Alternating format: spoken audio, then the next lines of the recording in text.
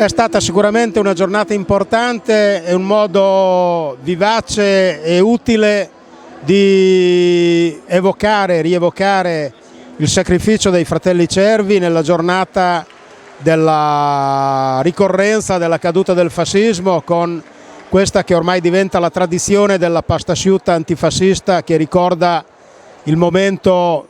in cui i fratelli Cervi offrirono una pasta asciutta al paese nel momento della caduta del fascismo, e sicuramente non c'era contesto migliore per fare l'operazione che la CGIL ha chiesto a tutte le sue strutture di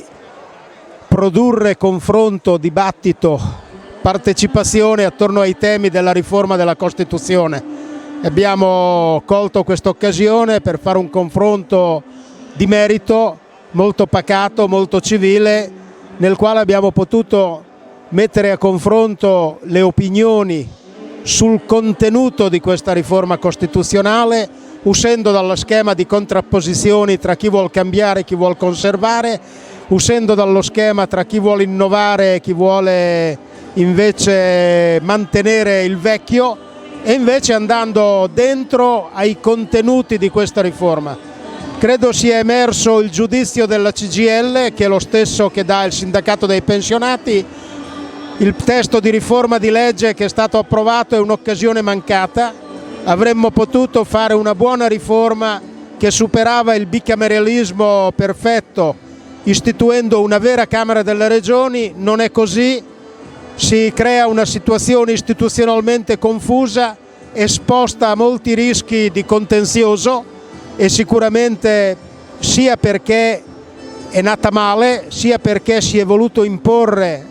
invece del confronto una soluzione che ha contato solo sui numeri e non sul confronto delle posizioni, e purtroppo anche perché ha prevalso un'idea di accentramento del potere, per spostare l'equilibrio a favore del governo e a scapito del Parlamento. E questo è un elemento che non può essere giudicato positivamente dalla CGIL, su cui la CGIL invita a riflettere in vista del voto, perché il risultato non è un miglioramento, un'efficienza delle istituzioni, ma una concentrazione di potere, e il rischio è che una parte senta la Costituzione come propria ma un'altra parte la senta come non propria, e che ogni cambio di maggioranza parlamentare sia indotto a farsi la sua riforma della Costituzione. La Costituzione è per definizione un contenimento del potere, e invece con questa riforma si va in direzione opposta, si va in direzione di rafforzare il governo a scapito del Parlamento, e si opera un accentramento di poteri allo Stato dopo che per anni avevamo invocato decentramento e federalismo.